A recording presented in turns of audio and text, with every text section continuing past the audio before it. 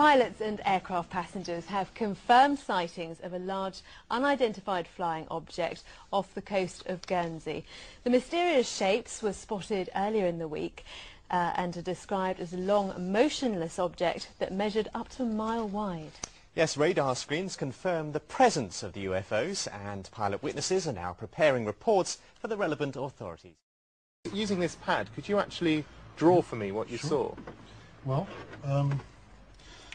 getting closer to it, through the binoculars, I could see a sort of a shape very much like this, extremely pointed, very long and thin, and it should be slightly thinner than that, but this area, about 2/3 of the way along the fuselage, was pretty dark. This was very brilliant yellow, very golden yellow, and very dark in this area. In my years of experience, I've never seen anything like this, and frankly, I'll be perfectly happy not to ever again. It's a pretty chilling thing, and from my first sighting of it, which was initially maybe around 50 miles away, perhaps 40 miles away from the actual object, it appeared to be fairly small, but it must have been pretty huge. It must have been very, very much larger than I thought it was originally. I told air traffic control that they asked me for a size approximately. I said about the size of a 737, perhaps twice the size.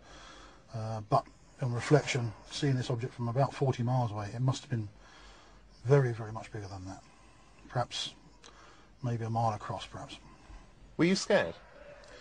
I wasn't too happy, put it that way. I was quite glad to get on the ground and have a cup of tea.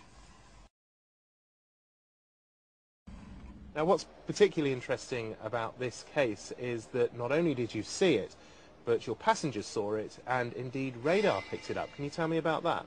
As I understand it, there was a plot taken on the Jersey radar to be a couple of miles south of the Casquettes Lighthouse, and another aircraft also